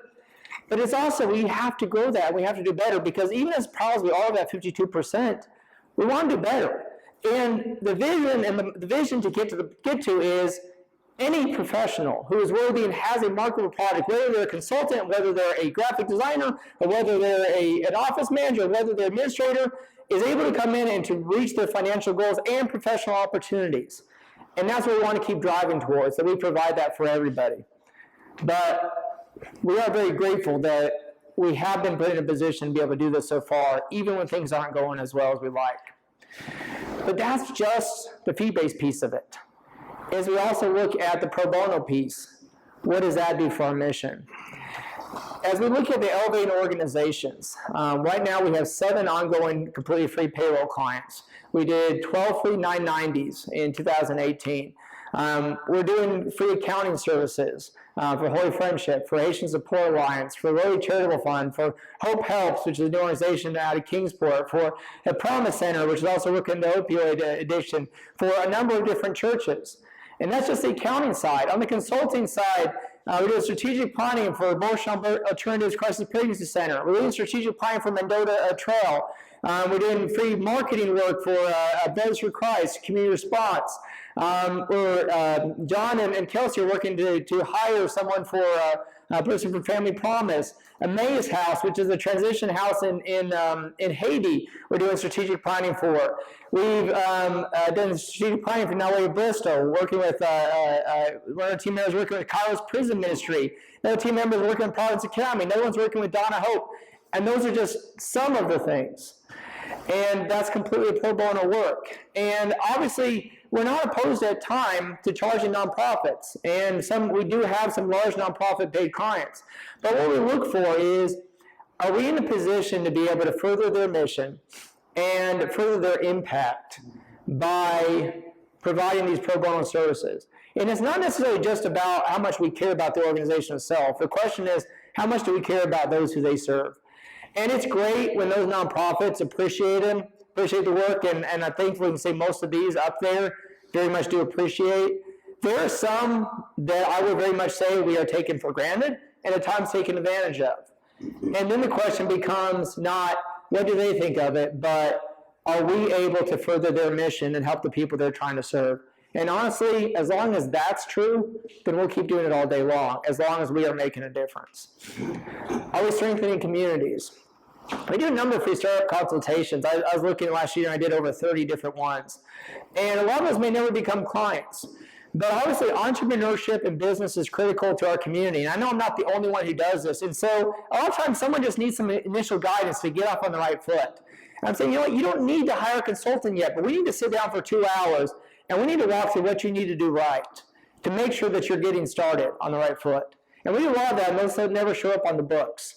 We did 150 free tax returns last year. We have a policy we started with, we never turn away an individual for inability to pay.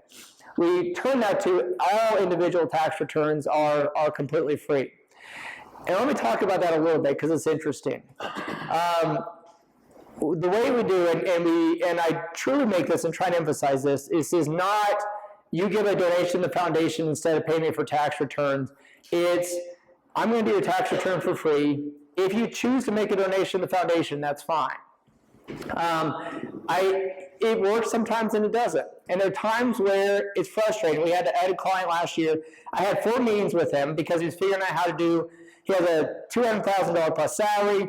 He was doing some stock cash outs, ended up clearing about $600,000 last year. Had 4 different meetings with him, did his tax return, and probably ended up spending about 20 hours on it over the course of the year. And at the end, he wrote me a check for $75. But then there are other times. We had a guy. So we had a guy last year. Well, he's been a client now for about 4 or 5 years, and he's rough background. It's just one of those guys, you can see this guy, you know this guy has just been through everything in life. Addiction and just lost his family and everything. But getting back, he got in a good church and just getting the right path, and just had really, really moving conversations with him every time we meet. And 2 years ago, I was doing his return for him, and he asked again, how much do you charge? Said, we're not accepting anything. If you can make a contribution to your foundation, then they can. And he was struggling to figure out a way to pay his tax bill. And it was about $200. And he said, yeah, I'll make a donation. And I said, honestly, don't right now. You need to pay your tax bill first. I don't want a donation until you get that taken care of.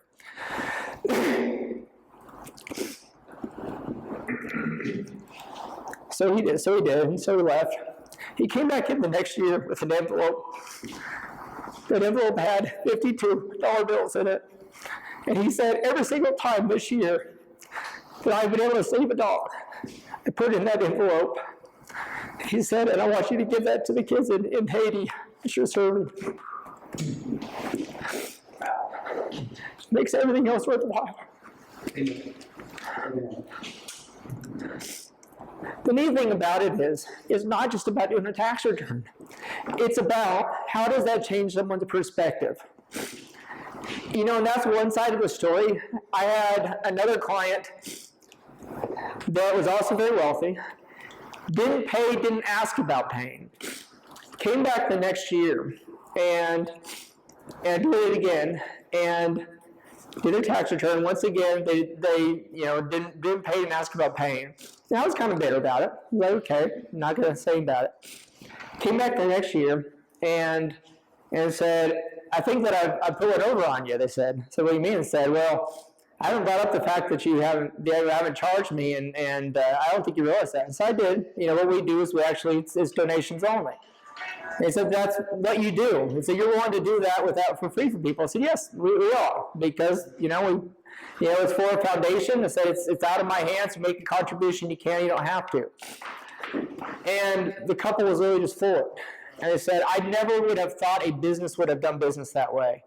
And they said, that completely changes my perspective on working with professionals. And they left, and I got checked for $3,000 in the mail a couple of days later. And this isn't necessary to say it's even the right way to do it, or that it's the best model. But what is neat is this one small facet of the business we can use hopefully to encourage people, to support people who can't afford tax returns. And there have been a number of people we've been able to do a tax return that some people, they would have money coming back, and they would have earned income credit, and they could have taken advantage of it, but because they couldn't figure out how to get their return filed, and they didn't try hard enough, they were leaving money on the table. And we've had people that we've gone back 3 years and they're able to file, after they come in and find out we'll do it for free, that we filed, and they actually are end up getting several $1,000s back. I had one person got a $9,000 earned income credit. It was amazing. And he was somebody who was taking care of his niece and nephew. As a young guy and they almost no money. It was remarkable to see those things. So it's great to be able to take care of people who couldn't otherwise afford it, but it's also about what does this do to make our community hopefully a better place. We've had over 100 nonprofit meetings so far at the summit this year that we have not charged for. And that's not just about serving those nonprofits, it's about bringing them together. And it was neat to see connections make because of that. We've had the initiatives, and of course Roger's been very active with this, with the work with Holy Friendship, which of course Tiffany has worked with as well. With the Bristol Day Center that we have going on now, things that we're able to be a connection to bring the community together. ServingTriCities.org, and we're not going to have time to go through it today, and we haven't even talked that much about this. But the work that Ryan is doing on this site in terms of how we can bring together databases, not just a list of services, but how to bring it together. Like, let me give you an example. Let's say that you have someone that goes to, let's say, the Bristol Day Center, once it exists. Well, there may be a lot of other services that somebody at that day center is likely to be able to need. Well, where do you find them? You can look for some different ones, but why not make this intuitive where other people who go to that day center are able to say, here are the other programs that somebody who goes to the day center also wants to be able to find. So we have not just a directory, but a way for people to be able to vote on those things, so that there's a ranking of, here are the most complementary services to that. You know, we have this tied to a map, we have this tied to a directory. Someone can say, if I need to find a meal program that's eligible for Bristol residents who have children, what are the ones that meet that criteria? And those are the things that are already plugged into that. And we already have some additional ideas for how we can take that further. And the neat thing is, we have a lot of organizations that are working on building the databases, but no one seems to be working on how do you make these more intuitive and link them together. And that's something we've been able to do here. And training. We provided free training this year to Union, Clay County, Greene County, to all 3 United Ways, Second Harvest Food Bank, Believe in Bristol, even to the King MBA program, and we've done the Lunch and Learns here. Even beyond that, rewarding experiences. We are providing a chance for, you know, where we are providing company services to organization projects that are interested team members. That think, hopefully the team member says, here is a organization I'm passionate about, a program I care about, can we help them? That we can make that available. If we have team members that say, this is something that I would like to accomplish in the community, we can provide support to help them get there. If there are team members who want to get engaged but don't know where to, that we can help get them plugged in. But in addition to that we also can make contributions through the foundation. This year we made general donations to United Way Bristol, Rotary Charitable Fund, to Dawn of Hope, Coalition for Kids, the Gray House, which is a sober house for men coming out of jail and addiction, Bristol Area Ministerial Association, which I didn't tell you guys one funny story. So Bristol Area Ministerial Association meets here, and at one point it was more diverse than it has been. Unfortunately, at some point, all the white pastors stopped coming, and so then it was only black pastors that were in this association, and so then I joined, and so it's 15 black pastors and me. And as you might imagine, and one of the goals is that to get more of the white churches involved. It's a frustration to them that they aren't. But as you might imagine, is if you get a meeting of all black pastors together, it's very energetic. And one of them is W.A. Johnson, who's there. And I used to go to Lutheran Baptist, so I was preaching. And so we're meeting on a Saturday morning. W.A. Johnson is given the invocation. You're supposed to just you read a verse and just give a quick comment. It's supposed to be 2 minutes long. Well, you know that's not happening, obviously. So it never does. So W.A. Johnson, he reads the passage. And then the Twin Cities Photography Club was meeting over here, and we're in the boardroom. And Dr. Johnson reads the passage, and then he starts to comment, and then he gets fired up, he gets excited, and so then he's banging on the table, and hallelujah, our Lord is great, and I'm loving him because all of us we're excited, we're caught up. Of course, you have the photography club that's meeting across the hall. We had no idea that they were going to get that into a church service. So you hear the door just quietly shut. And Nita's on the other side of the building, and she said, I heard the banging, but I was afraid to come down because I didn't know what was going on. Because all she could hear was just the bang. But it's really neat for us to be able to provide that place to them. We also provide some financial support. And it's neat to be able to get engaged and also make connections with other local pastors who didn't even know that it exists. And so it's been neat to have that here. First Priority, which is an evangelism program that works in schools. Little Footprints, Big Steps, which is one of the programs they connected with in Haiti. It's bringing street kids and kids out of orphanages and helping connect them with their families. We also have been connected with a lot of direct projects. Healing Hands, we started a program there where we supply Bibles for them to give out, and so far they've given out 300 Bibles, and every time we do another order when they run through them.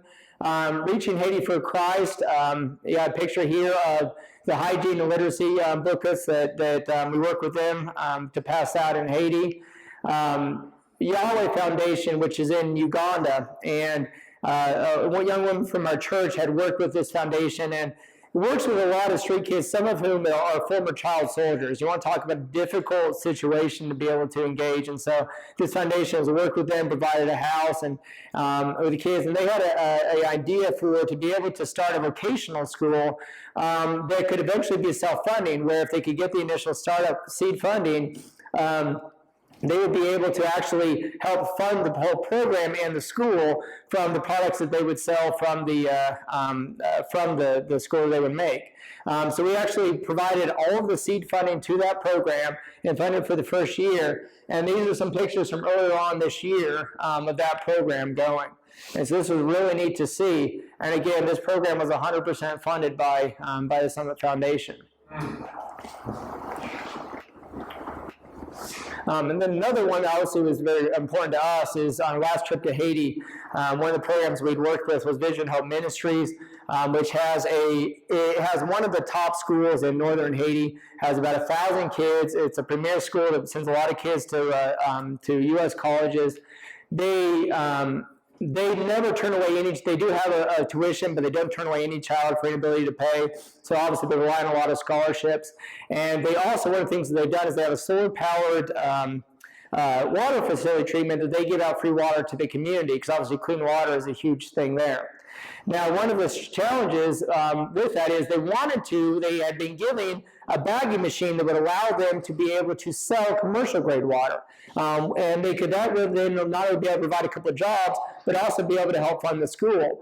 And so we were down there, one of the things that they needed was to be able to buy a generator and also afford engineering services to get that installed. So this was us seeing the plant, then seeing the bagging program, the bagging machine and water filtration that they were needing the generator for. There's the bags and the bagging machine. Between Haitian Support Alliance and the Summit Foundation, we were able to fully pay for that generator, ended up being about $10,000, and the shipping costs. And we finally got the pictures just a little, about a couple months or so, March of this thing running. So. Wow.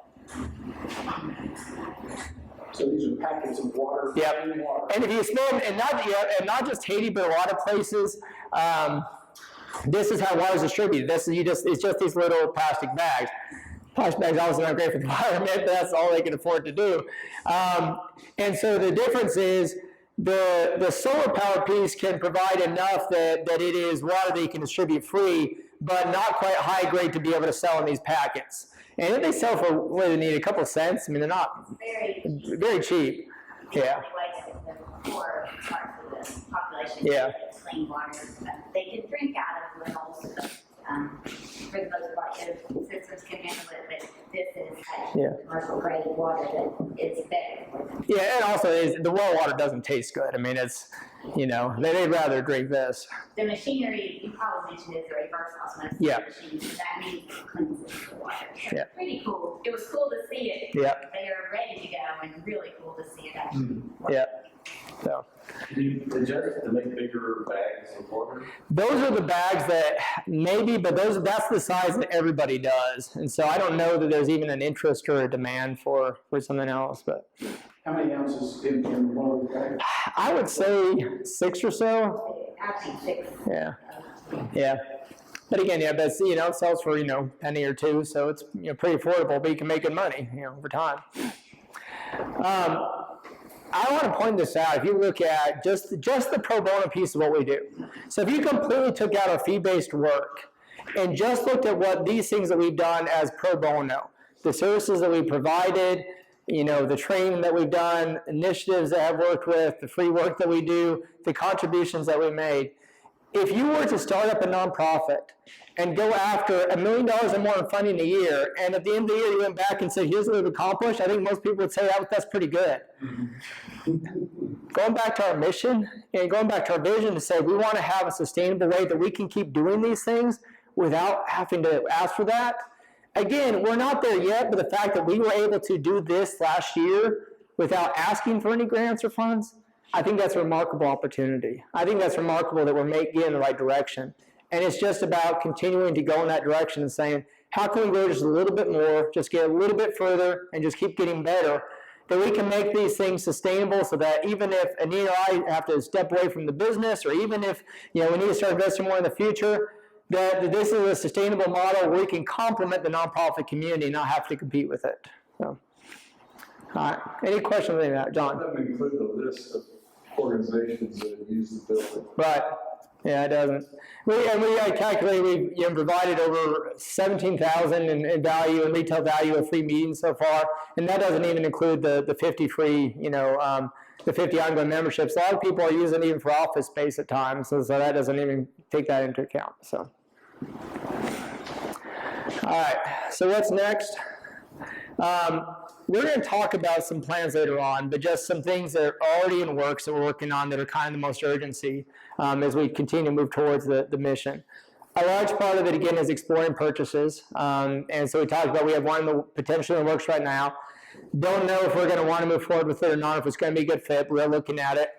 And others, as they come to us, we'll continue to look at too. Finishing the intranet is going to be critical because that's going to be the piece that's going to bring everything together and help it do a better job of keeping us informed, of getting to know the team members, of knowing what's going on, of accessing resources, of doing file sharing, all those things. One of my biggest frustrations is that this hasn't been done for more than a year.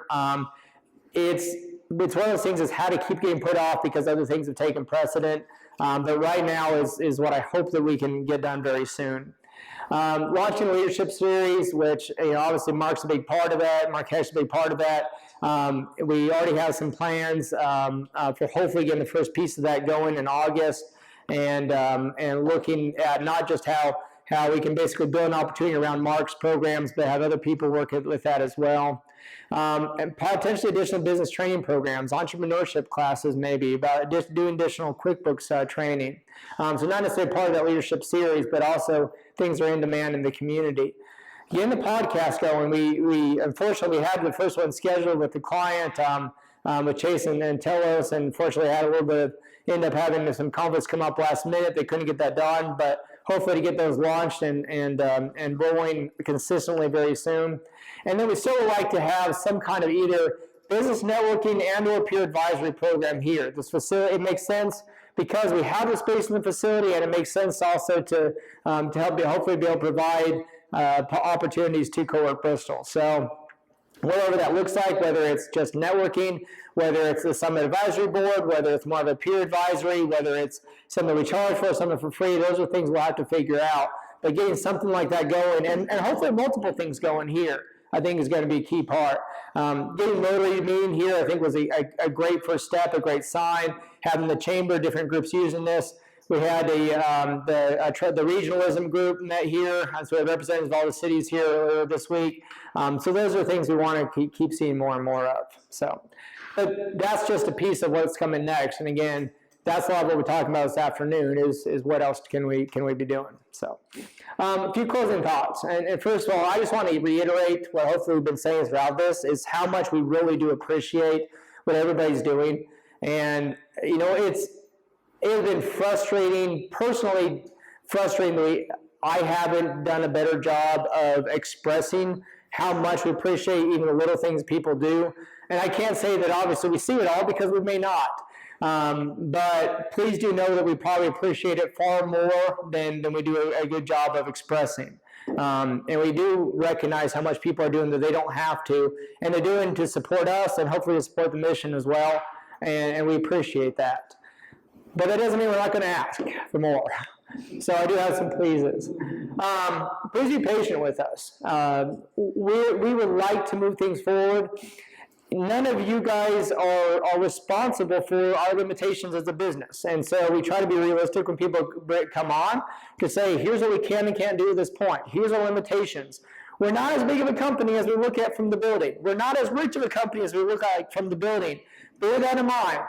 We do want to move forward. We do want to support everybody. We do want to have everyone reach their goals, and we'll do the best we can, but it may not be as fast as we'd like it to be, but we're still going to try to get there. Communicate. Let us know when things aren't going well. Don't be afraid to challenge us. We will say no at times. I will let you guys know what's going on, but the thing that I hated more than anything else working for someone is to just be frustrated to think, well, why aren't we doing this? Why isn't this moving forward? Why is this taking so long? And it was probably a lot of things that I didn't know, that I wasn't asking. And so if you want to know, well, why aren't we doing this? Ask about it. If you think we should be doing this, let me know. It may be something I hadn't thought about, or maybe it was something we thought about and couldn't do, but keep communicating. We don't want anyone to be discouraged in silence. value each other and value each other's time. And I think that's something that we do a good job of, but especially as we grow, it's more important. It's, the one thing, as we support each other, we want everyone to be willing to support each other. And I think that we do see that.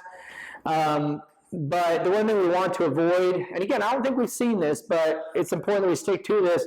We never want someone to give something to someone else just because they don't want to do it. I mean, that goes for anyone in the organization. It's a matter of someone else might be able to do something more efficiently than you. So it's absolutely right to ask for help, be considerate of their time, but then hopefully you'll be able to help them out later on. This is about just being a cohesive team and supporting each other. Take into consideration our situation, and this is not just about spending money, but this is also with time.